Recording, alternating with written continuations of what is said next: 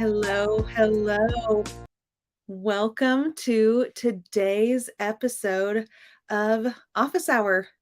Really glad that you are joining us live as we're getting people on here this morning because we're going to talk about Pinterest.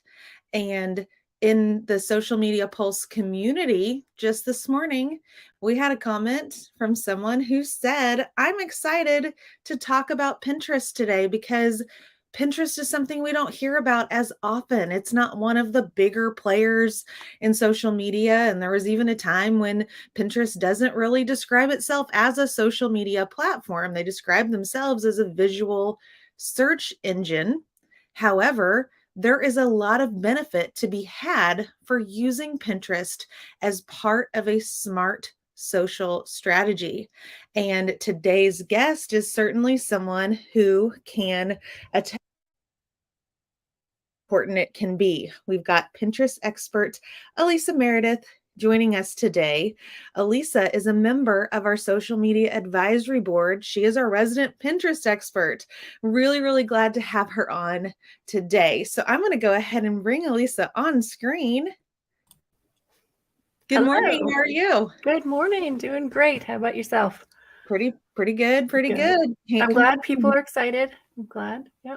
Yes, because like I said, I think people overlook Pinterest. That's why today's topic and title is Don't Overlook Pinterest. So I explained a little bit before I brought you on screen, Alisa, that you are a Pinterest expert. I didn't read your bio.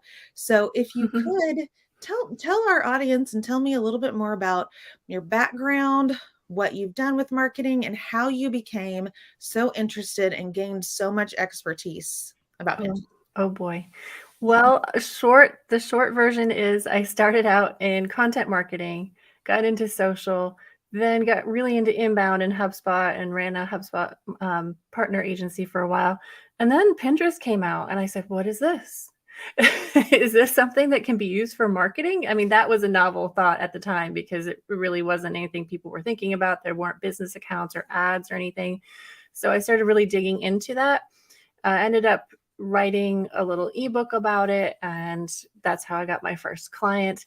And it was just amazing to see how well Pinterest could work for not just traffic, but generating so many leads. It was amazing. And, without any ads at all. So I was hooked on that. And then when Pinterest ads came out, Social Media Examiner asked me to do an online class in their summit. And I said, sure, even though I had never run an ad before in my life. So I started learning that and figuring out that and realized what an amazing deal they really are, which we can talk about later if you want. So basically everything that Pinterest comes out with has been interesting, innovative. They're always a little bit different, but there's always something kind of appealing that you can make work.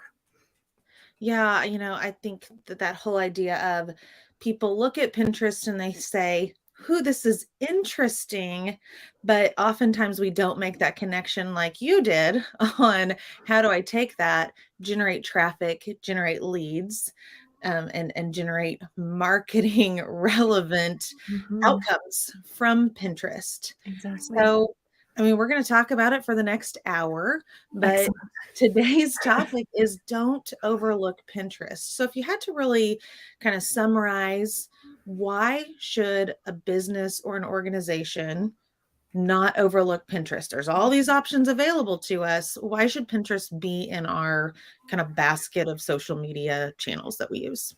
I think there are so many reasons. One is the way people search on Pinterest. So 98% of searches are unbranded, which means people don't go in with this preconceived idea of, oh, I want to buy Nike sneakers, right? They might go in thinking, I'm going to start running. I need to get some running routines for beginners. So they start there and then they start to see your products, your information, and you kind of take that journey with them, which is a little bit different than some of the other platforms. Certainly they don't generally have that much unbranded search. Another thing is the way people spend on Pinterest. When they buy on Pinterest, they tend to spend twice as much as they do on other platforms, which is great. Yeah. So I think The fact that people overlook Pinterest a lot of times is another good reason why not to overlook it, because you could have an advantage, right? So we talked about that unbranded content or unbranded search, meaning if people don't know you, like they don't know your brand or your products or services, that's okay. You have a really good chance of being seen just like any other big name. Mm-hmm.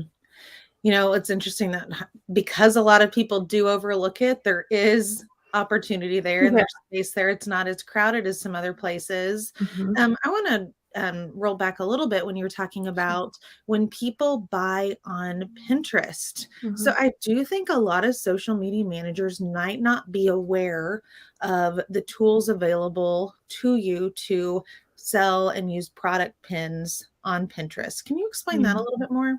Sure. So I wanted to see how this worked. So I started a Shopify store and I Mhm. connected it with Pinterest, which, by the way, is the easiest thing in the world to do.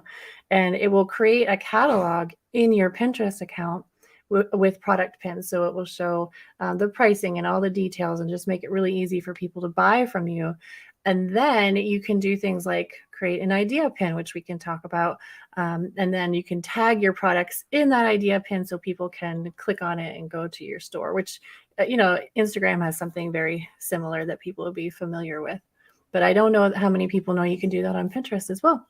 You can also do that with many affiliate program links. So if you're into affiliate marketing, you can also tag your pins with those products. Mhm. Yeah, I think again, a lot of people, even if they've worked in social for a long time, in fact, when I was sharing about today's episode on my personal social channels, I made a little confession that I don't use Pinterest for any of the social media, maybe work that I do, whether it's for a job I've ever had or a client or any Mhm. kind of side hustle that I do. I Yeah. have to admit, I've never used Pinterest as part of that strategy. But you're not alone. Not alone. Clearly. No. Not alone. So for somebody like me who kind of sheepishly says, okay, I see some of the benefit here, I see some of the value. How do I get started? What Mm. are some of the top level strategies or things that you should think about doing or make sure that you don't forget when Mm. you're starting a Pinterest presence on social? Yeah. Yeah, I think a step even before that is to think about who do I want to reach on Pinterest? Excuse me. Are my people there? Is my topic relevant to Pinterest? Because um, most topics can work on Pinterest, but you really want to think about what parts of your content are the best match for Pinterest. Pinterest is all about aspiration and change and planning.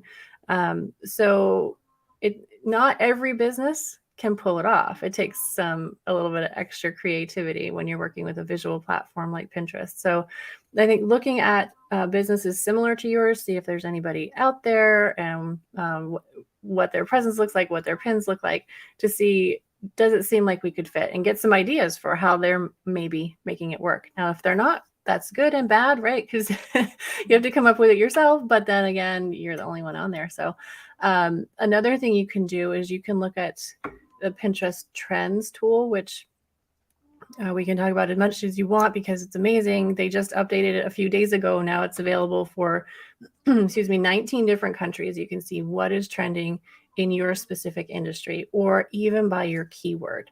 So you can start to see, like, is there search volume here? Is it trending up? Is it trending down? Is there something seasonal I can do? So I think first I figure out, is this a good investment for you? And then if you decide it is, it's going to require a commitment of time. So with Instagram or Twitter, like you might start to see some engagement right away, right? It comes in pretty quickly. With Pinterest, things tend to build. So it starts off really slow, and you might be thinking, oh, maybe this was a big mistake. And a lot of people do that, and then they give up without even really giving it a fair chance. So just know that in organic and even with ads, it requires a little bit more of a commitment to stick around and make it work. But if I were starting a new account, I would look at your existing content, because that's going to be the foundation of everything you do on Pinterest, because you want Pinterest to send people back to your site. You're also going to kind of reuse the ideas that you have on your site and create content for Pinterest, like idea pins. So thinking about keywords is very important. Pinterest is a little bit more like Google than it is like an Instagram or a Facebook, because there is that search element. It's pretty sophisticated, so it goes beyond, like, if you search for a keyword, you're gonna see things that aren't like exact match keyword matches. It might be more like, this is in the area of what I was looking for. And that's one of the things Pinterest does really well, is to watch our activity, see what we engage with, and then start to kind of broaden our horizons on the platform. Say, I think you might be interested in this. Uh-huh. Oh yes, I've fallen in that rabbit hole many a Yeah, times. it's fun, right? Yeah. Yeah. Yeah. So thinking about what the foundation of your Pinterest will be, your content, how would you want to break it up? So if you have different boards, you might want to look at the menu structure, right? So if you're an e-commerce seller and you have a section on furniture, and then you have another section on couches, you're not going to have a board for furniture, you're going to have a board for couches, and you're going to break it down so that Pinterest knows, like, you give it as many clues as you can about what this content is, much like with Google. Mhm. And hopefully between that and the image itself, Pinterest will figure out what it is and serve it up where you want it. So do SEO tactics, those same type of tactics that you would use for your website, translate to Pinterest when you're writing content related to your pins or keywords or labeling your boards? SEO kind Mhm. of applies in that case as well. Yeah, yeah, it does. Yeah. And they even go so far as to crawl your website. So they do want to see a connection between your pin image, your pin title and description, and what is actually on that source page, in Mhm. order to give the best, user experience, of course. And those pins that have that consistency, even in look and feel, Mhm. are going to do better than if there's a big disconnect. Okay. So you mentioned the trends tool, and actually I dropped it in the comments here on social, that link to that trends tool, and then also in the topic in the social media pulse community, which you can access at the ticker below. We've got that link, and then the link is also in the comments to kind of where this conversation is going to live permanently. But you said we can talk about that trends tool a lot because it's pretty cool. So It let's talk is about the very trends cool. tool. What do we need to know about it? I've never used it. Oh man, it feels like you're taking a peek behind the curtain of what people are actually looking for right now. So Pinterest is really good about this. Every month they put out a here's what's really rising in the trends, kind of a PDF that you can get in their community, which is community.pinterest.com. But this trends tool is now available to 19 different countries, but before it was just 3. So you can see, depending on your area, what is happening right now. And so the top trends, and this is, every single time I have looked at this, it is full of fingernails, nail art. Oh, Nail yes. art is always, always, always trending. But then you'll see some that make sense, like Halloween decorations, fall outfits, pumpkin carving, um, dorm decoration. That one probably is tapered off at this point. Mhm. But then what's really cool about the brand new tool is the filters you can use. So you can look at different trend types. Like you can look at growing trends, which is what's been going up in the last 90 days. You can look at monthly trends. You can look at yearly trends. You can look at seasonal trends. And then you can even break it down by interests. So you could do, like, if you're in event planning, you can look at specifically what is trending in the last 90 days for event planning. Mhm. You can do it by keyword. You can also do it by age and gender of your desired audience and see, what are these people searching for right now? What is growing in popularity on Pinterest? I love that. It reminds It's me so of the cool. the Google Trends tool, but obviously, I think because Pinterest is very people go to Google for a variety of reasons, but generally when you're going to Pinterest, like that's somebody that's already in somebody's marketing funnel. Yeah, When you're right. on Google, you might not be in anyone's marketing funnel, but when you're on Pinterest, you're there for a reason. and you're going to interact with somebody's content. Yeah. So if you're a marketer, you might as well be present for them to interact Oh, with yeah. your content. So I love that. Yeah. Yeah, it's Pinterest is funny because I think maybe most of us have our our phases with Pinterest. So if we buy a new house, we're going to be on there. We'll be looking for ideas on how to decorate and furniture and everything. Then maybe it might be a little while before we go back. But Mhm. when, like you said, there's a purpose in going there. We want to work on some kind of project or plan a vacation. It's something that we know at some point we're going to take action on. It's not just a mindless kind of wandering like we might do other places online. Yeah, I think that's a really good point and a really good differentiator between Pinterest and other tools that we might use. Yeah. Yeah. Let's And it, oh, go oh, ahead. no, you Oh, go. okay. I was going to say too, on that line, um, Pinterest users being planners, w- if you think you're starting too early with a certain seasonal content on Pinterest, you're not. I can guarantee you're not. So, a funny story is that we used to kind of say, well, if you go to your local craft store and you see the end cap, you see whatever that season is, it always feels way Mhm. too early. That's what you should be pinning on Pinterest. Um, One of them, and I can't remember which chain it was, actually started changing their end caps earlier based on what they saw trending on Pinterest. So, like, we felt like the craft stores were early. Pinterest is even earlier. Um, Kind of holiday stuff starts in July. It's just people start way ahead because, like we said, they're planning. They're going to take action. It might not be today, but they're getting ready. That's crazy, but I guess it makes a lot of sense. Absolutely. Yep.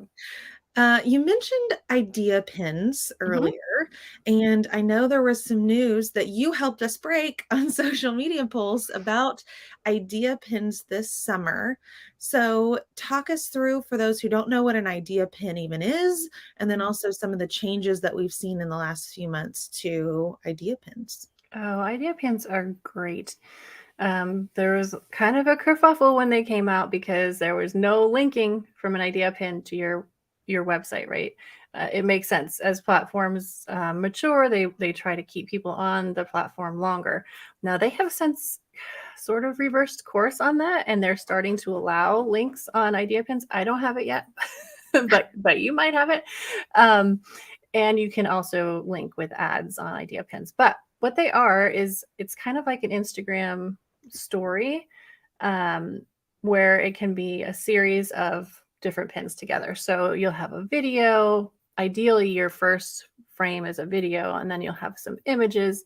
You can add music, you can add stickers, you can tag products, you can tag your own account, you can tag other accounts. If there's a sponsorship, you can mark that it's a sponsorship.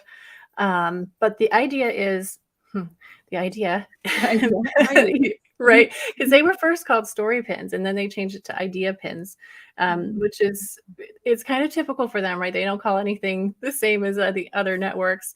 Um, but it really makes sense because, for example, when I make an idea pin for my painting hobby, I will take the video that I made while I was creating this thing.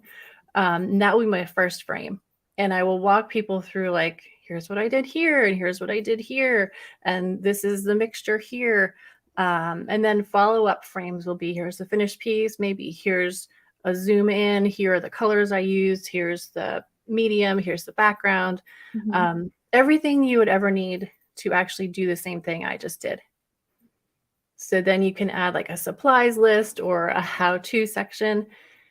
And the really fun part about it, which I was not bought into at first, honestly, is the social aspect. So you mentioned in the introduction that for a long time, Pinterest did not talk about itself like a social network, did not consider itself social. Um, but with idea pins, that all changed. They had a very significant shift. And they announced this at one of their summits that, it used to be that Pinterest mission was to connect um, users with ideas. Mm. And now the idea is to connect users and creators. So these idea pins do that really, really well. Mhm. If you can show your face on them, they do amazingly well, and you're going to start to get comments, which again, I thought I would not like because who wants another network that you have to monitor the comments? Uh-huh. Um, but it's actually quite fun. So and not there are no trolls in my comments. Maybe some people get them. I don't. It's all very constructive. Like, what did you do here? And what was this mixture here? And then what are those colors? And it's a real conversation that starts to happen. And it's quite rewarding. And aside from that, you're going to get much more distribution on your idea pins than anything else you make. Oh, I love that. So I'm gonna make sure. I don't know if I don't think I follow you on Pinterest and your painting stuff, so I'll have to go find you. Okay. I'll follow you back. So, well, I don't pin much. I'm one of those people that's like, I'm searching for something because I'm planning, I've got Yeah. something happening all the time, and you're searching Well, for that's ideas. great. That's great. That's great for creators because as you're looking, as you're saving things to your own board, that's sending Pinterest more signals that, oh, hey, their content is good. It's typical with any network. The more engagement you can get on your content, the more it's going to be seen. Yeah. And you mentioned some content trends in that discussion of idea pins about showing your face and showing steps. And earlier on in today's discussion, Elisa, you mentioned it's very visual. So, Mhm. what are some content trends that you're seeing on Pinterest that may mirror or diverge from what we're seeing other platforms lean into? Hmm. I mm, the big one that comes to mind is I think the easiest comparison is with Instagram, it being a visual network as well. So I think that there's still a place on Pinterest for static images because if you and I are going looking for a recipe, which let's face it, that's what a lot of us use Pinterest for is to find a recipe. Mhm. Um, an image is still going to work, right? So people are going to engage with that, and Pinterest is going to serve that up.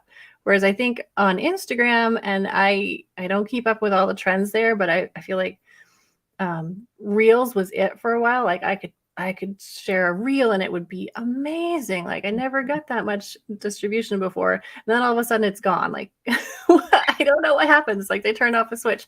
But with Pinterest, I think it's a little less trendy, Okay. maybe. Yeah, images can still work. Um, they're simpler than they used to be. So if you think when you go on Pinterest, you probably can recognize some of these really old pins, very Mm. stylized text on them. And the newer ones either have no text on them and they're just using that title instead, or they're just very simple, like a very classic magazine cover kind Mhm. of look. Those can work really well. Yeah, we used to say don't use your face. That doesn't apply anymore. People like to see faces, especially kids and critters. So, Mhm. and then Pinterest is interesting in that it can read your image. So, yeah, so if you're trying to sell like dog food, you definitely want to have a photo of a dog, right? And maybe even that bag of dog food because Pinterest will assign tags to it on the Mhm. back end based on what they're seeing. They read the text on the image as well and will Mhm. assign tags based on that, which is cool. But it's even a stronger signal when you look at the image itself. Mhm. Okay, see, I'm showing my ignorance here. Can you manually add alt text to an image on Pinterest, or do you have to rely on the tool reading that image for you and tagging it? Yeah, you can add alt text, but that's not really what Pinterest is going to read. That is really for visually impaired Mhm. users. So what they are looking at is the text on your image. They're looking at your title. They're looking at your description, and again, like what is the actual image of? It's That's pretty. good news for creators also because on the other platforms, it's really, really important to add alt text, not only because it's just the right thing to do for accessibility, but also because it helps the tool and the algorithm read the alt text and get more context for what your post is about. But it sounds like on Pinterest, they're shouldering a lot of that burden for you. So if you have a good image, and that's got the right elements in it that Pinterest is going to tag relevant to your content, it sounds like they're doing a lot of that legwork for you. So that's a cool thing that Pinterest does. Yeah, yeah, it's really smart. And they have a blog on Medium, an engineering blog, where they reveal a lot of this stuff. And it's just amazing, where they break down exactly what they see in an image, and they can kind of tell like where it is. And it's astounding, and really shows you that whenever possible, show your product, right? Show the Mhm. thing that you're trying to sell, which with bloggers is really hard, right? Unless you're a food blogger or fashion blogger. If you're sharing about ideas or services, or maybe you have software that you're trying to advertise on Pinterest, um, well, guess what? Everybody in that industry is in the same situation. So don't worry about it too much. Think about the text that you're going to put on the image, and your title and your description. And in that case, text to provide context about what the product or service you're offering is, if you don't have an image Absolutely. of it, is Mhm. okay. Yep, absolutely. Yeah. Yeah. And you can add text on image anyway. I would definitely test both, right? Test Mhm. with text on the image, or just using the description. If you're going to put text on the image, don't make it the same as what's in the description, because you're missing that chance to have some added context. But I would give them both a try. Love You that could, advice. yeah, you can even use hashtags. Like they go back and forth on whether we should use them or they're helpful or not. I think we're still back in the yes, you can use them, but I don't see a lot of adoption of that. But if you're going to do it, like add one or two, because otherwise it looks very spammy on Pinterest. It seems like all the platforms right now aren't really sure on how they want to treat hashtags, because Instagram does the same thing where they say you can do 30, but really 3 to 5 is good. And then now they're saying, well, we might not make them clickable anymore. So Oh my hashtags are goodness. just a mystery to everyone on every platform, even though Yeah, I think like on Pinterest, if you search something with a hashtag, you're going to come up with all kinds of content that doesn't have hashtags in it. So it's not like a direct correlation. It might be a very subtle signal. It might not mean anything at this point. Who knows?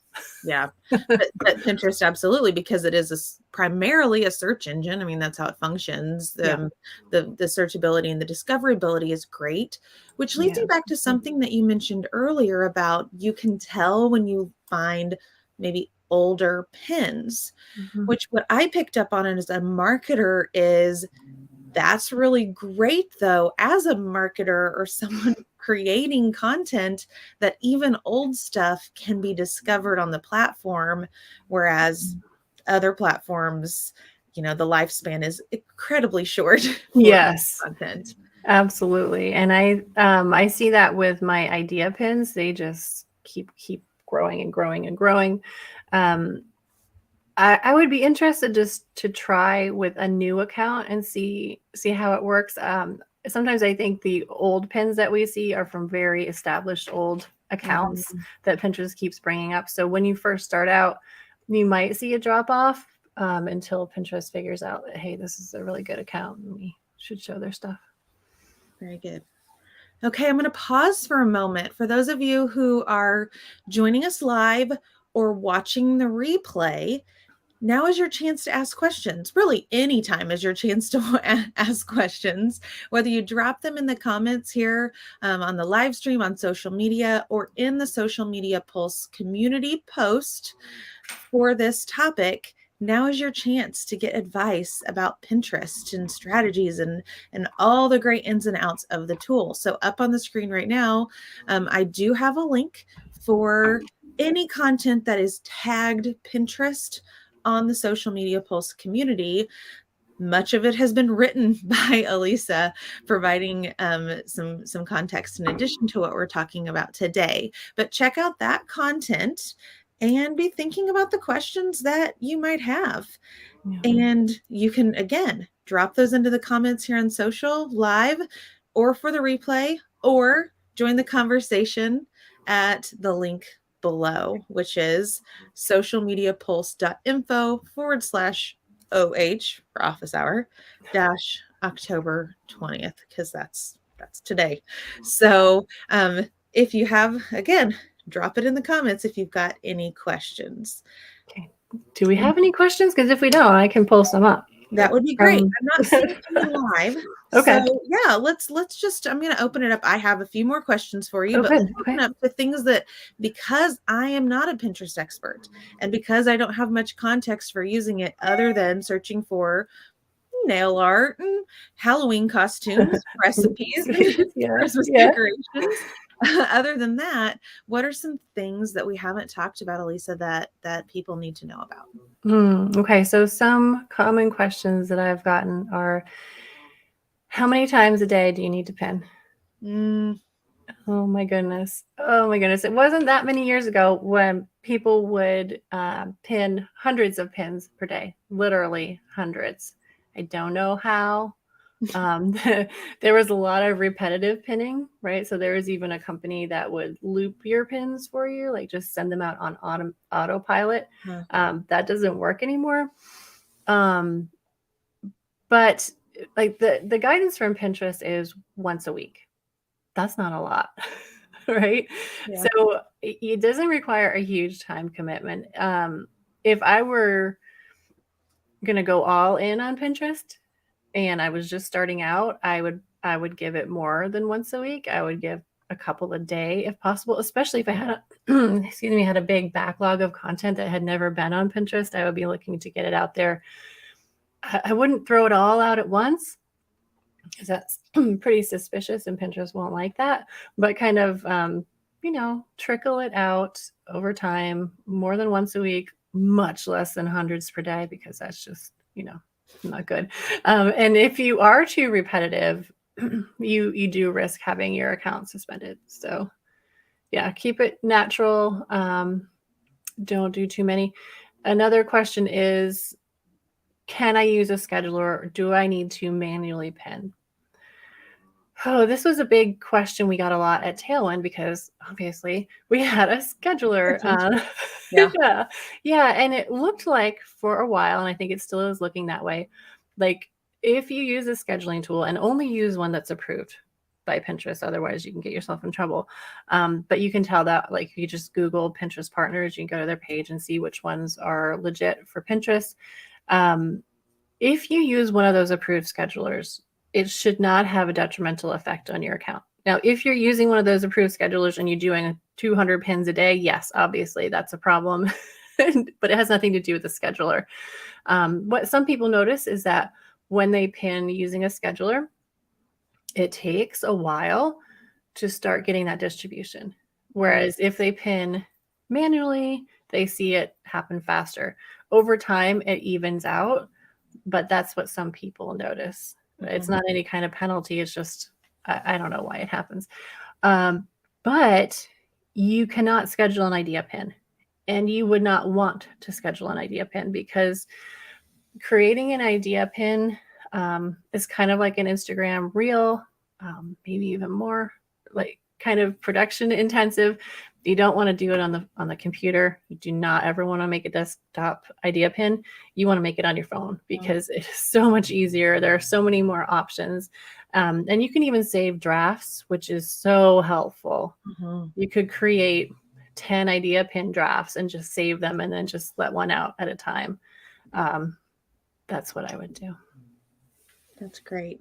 You know, the question about scheduling tools and stuff, this is my hot take on that. Oh, good. Okay. All the platforms, whether it's Pinterest, Instagram, Facebook. I think the difference isn't necessarily how the platform is receiving and distributing that content. I think it's more, are you being intentional and actually Mhm. interacting on social media when you're posting stuff and scheduling it, or are you posting and ghosting? I think the Yeah. great part about the scheduling tools are that you can schedule it, you don't have to think about it. But when you're active and being social on social media as a page, that helps in the algorithm too. So sometimes I think, Yeah. or just the content itself, right? Like, Yeah. Yeah. if the content's good, it's going to perform regardless of how, when, and where. So that's my hot take. I think that is absolutely spot on for most of the networks. I don't think So I don't think like being on and interacting is going to matter. I think you're creating and sharing the content is what they want. On Pinterest Yeah. specifically? Oh, Yeah. But like for Instagram, absolutely. If mm, you're automating and you forget when you're supposed to go look at comments, that can be a problem. But Pinterest, that it's not. But what we did see, especially when people were in those high volume pinning periods, mhm. like you said, they were not being intentional. So they were just kind of spitting things out using the same title, same description, same image. And it was like, why isn't this working? Well, it's not the technology, right? It's the way that it's being presented. And I think that insight there, Elisa, for me is a really good takeaway. Again, another reason why Pinterest is a valuable tool that often gets overlooked, because as a social media manager, oftentimes you're doing the strategy, you're creating the content, you're posting and scheduling the content, and then you're doing some community management and Mhm. interacting and being social and replying to comments, and that's a lot. So if interacting as your page on Pinterest is less important and it's more about just good content, to me, that's a sigh of relief. Oh, You know, totally. it's Yes. one less thing we have to go back and just worry about.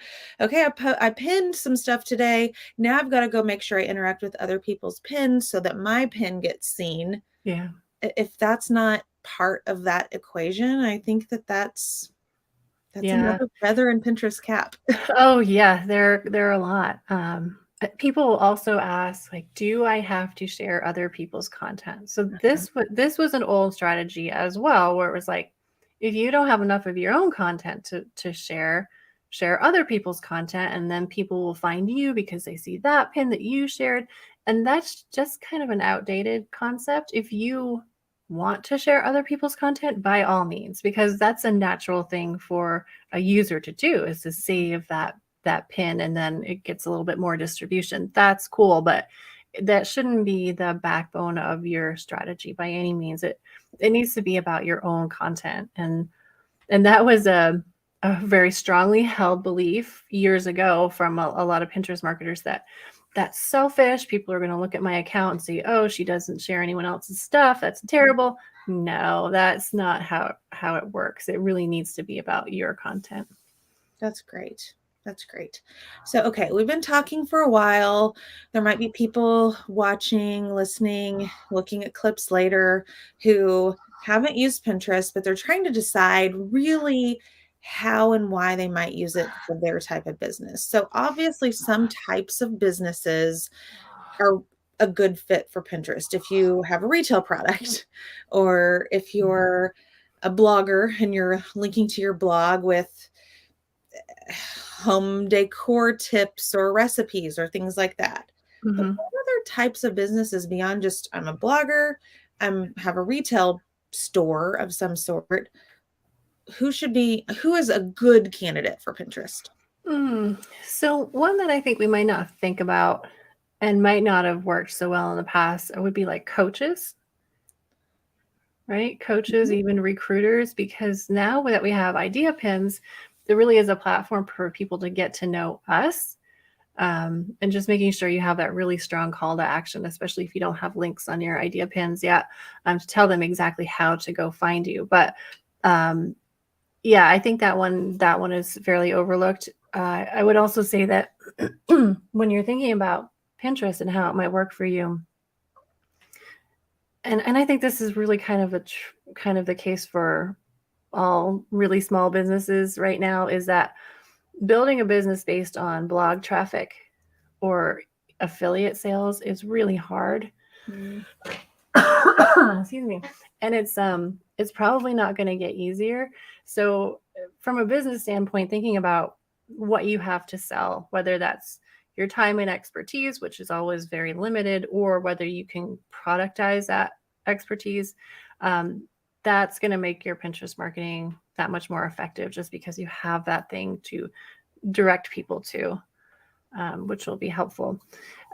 I've been challenged before on interviews, like, Okay, I'll give you a business. You tell me how it would do on Pinterest, right? I'll give you one that wouldn't work. I remember one was I think it was a funeral home. And I was like, okay. I mean, we kind of made a case for it, but honestly, if I was a funeral home, that would not be the place I would go. No. No. Just because you can doesn't mean you should. Exactly. You really have to think about, are people really looking for that on Pinterest? They're no doubt they're looking for like how to support a grieving child or how to get through grief or loss. Yeah, that kind of content, absolutely. But if you think about the audience of Pinterest being international and your funeral home being in a little town, like Mm. how many people would have to see your content for one person to end up being a customer? It just does not make sense. So just I mean, I did meet a guy who was in manufacturing who was having tremendous success on Pinterest. I don't know how, and I don't know why. Um, but I mean, I guess with enough creativity, you can make a lot of things work. Yeah, that's a good point to make. That I think that's really two sides of the same coin too. Like a business that you think, oh, they could be on Pinterest and they could have success, but is it going to be the best place for you? Maybe Right. you don't do it. But then on the flip side of that, if you really want to be on Pinterest and you really have some creativity, then you probably can have success. So I think I like that it's not a either or. And it's just up to you and your business and how you want to spend your time and what you want to do. Yeah. And I think just to go back to the local idea, like Pinterest, yeah, can it work for a local business?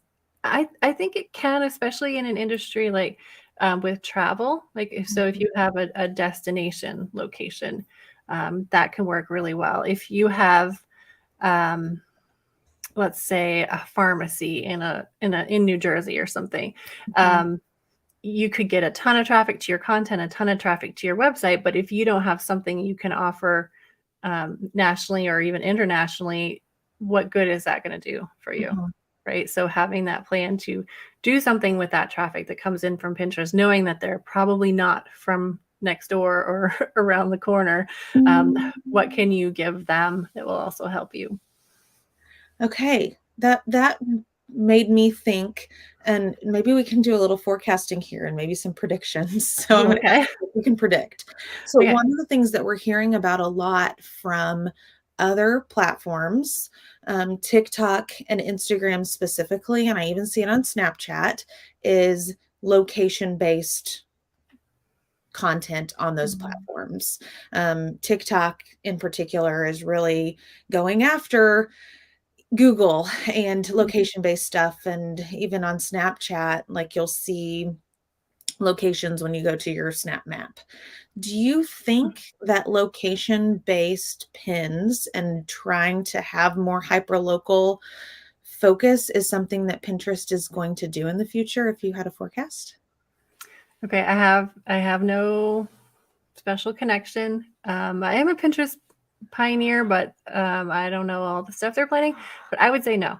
Okay, And the reason why is twofold. One is they did have those. They were place pins, I think, and okay. that was 6 or 7 years ago. It just didn't catch on. They got rid of them, removed all the tagging for that.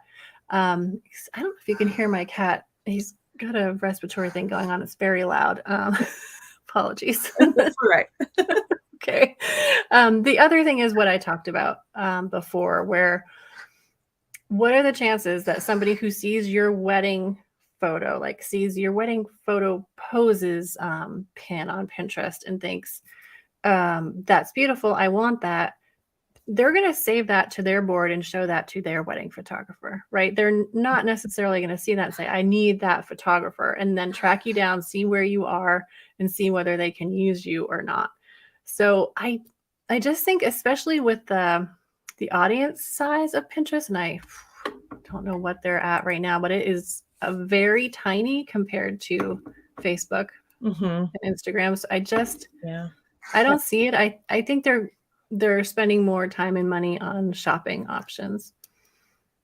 Yeah, and I think that that's the case too, that a lot of local businesses have leaned into the idea of shipping. their products and providing their products outside of their local area. So if you do have a local business and you can ship something, then absolutely I would think that that would be a good place for you. It's more Yeah. about your product than it is about your location. Yep, absolutely. Again, I think the exception being travel locations because people are planning that vacation.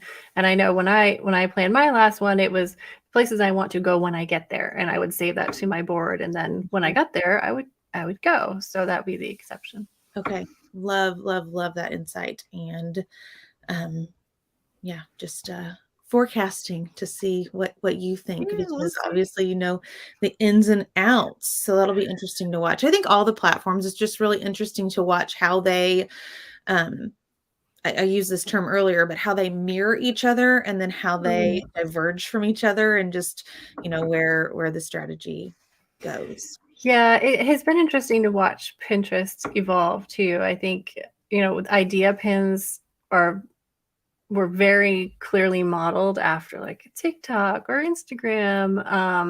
And I honestly did not think it would work. Like I thought people would be like, that's not what I want about Pinterest.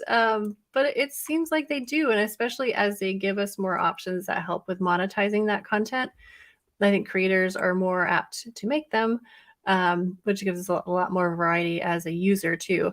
And that's the thing about idea pins. Like you can make a static pin in Canva in 30 seconds. and an idea pin takes some thought. I mean, if you're already creating content for Instagram or TikTok or Snapchat, which I forgot Snapchat was out there. Yeah. I don't know if many businesses use it. I think it's mostly personal, you know? Probably, yeah. But if you're going to create an idea pin, you already hopefully have that content. You have the video that you made, the pictures that you took. If you just kind of reframe them in for Pinterest, it's not that much work, but it's definitely more than just a static pin. So I'm really glad Pinterest recognized that and started to give us ways to monetize it. All right, we do have one comment from, and it kind of similar to your name, Elisa, but Isa, I'm sorry if I Mm, mispronounced, but that's is happy that we're okay. doing this live. So thank you so much for joining us. Thank you. If you have specific questions for Elisa, while we do have her live and we have her captive to pick her brain, we can go ahead and do that. And I'm going to go ahead and check comment to see if we have any comments over in the community. I have been dropping links as we've been going Okay. today for resources that we have mentioned throughout today's show. But if there are any final questions as we wrap up, now is your chance to ask that question. And again, the replay is always there, so we're happy to answer questions at any time. Yeah.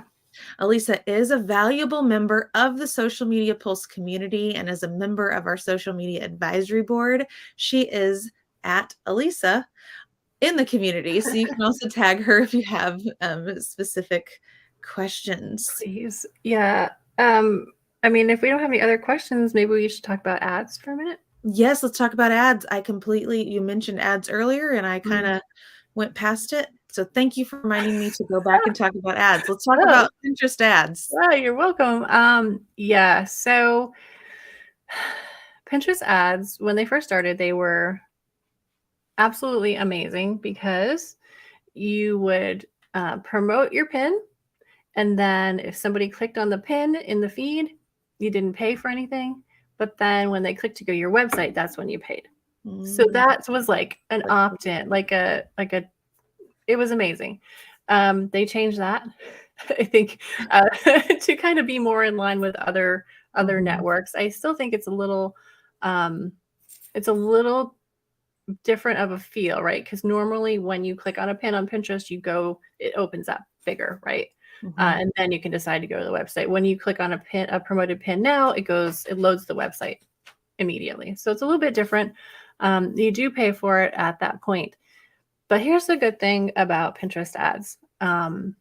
When you run a Pinterest ad, assuming it gets some traction and does okay, you're going to see not just an increase in your impressions, clicks, traffic while you're running the ad, but even after you turn it off, it continues. So I've seen it go 2, 3 months afterwards. that your traffic is increased. And Interesting. it is very interesting Why are there those residual effects? because because when you share a pin, you think about your activity, my activity on Pinterest. What do? If we see something good, we save it. So as you're paying for more distribution, more people to see your pin, more people are sharing your pin, like saving it to their own boards, and then more people see it. It's just kind of snowballs on itself. Mm, And when you stop promoting that pin, the pin doesn't go anywhere. It's still out there. So it continues to send that activity, which is like much different than Facebook or anywhere else, where once you're done, it's like turns off the spigot. It's yep. totally done. But with Pinterest, they estimate you get about an extra 20% value after the campaign. That's great. So there's momentum, Yeah. whereas I like the spigot analogy. That was exactly the word that I had in my head as you were talking, that it just turns it off. But with Pinterest, it's like they're giving you a good push and they're saying, now go off and prosper Yeah. after we're done, Yes. pushing you in this swing. It's Yeah. swinger. I love that. That Good. is that's really good insight. So again, I have learned so much because I've not used Pinterest as a marketer. Shame on me, because I'm thinking back through the many years that I have been a marketer and all the opportunities that I have missed. So if you're like me and you've watched today, now is your chance Yeah. to right your wrongs, leap into Pinterest. Go ahead, create that Pinterest account and start pinning. So Yes. thanks so much, Elisa, for joining me Oh, today, thank you for for all having the me. great advice. Yes. And just I've just learned so much. So appreciate your time. Yeah, thanks for having me. I look forward to seeing everybody in the advisory board. Yeah, advisory board, and then again, putting the ticker Okay. up. That's that link to this permanent kind of discussion that will live on in the community. Awesome. And we will see you guys next time for the next edition of Office Hour. Thanks so much for joining today, wherever you're joining from. And we'll see you next time. Bye bye.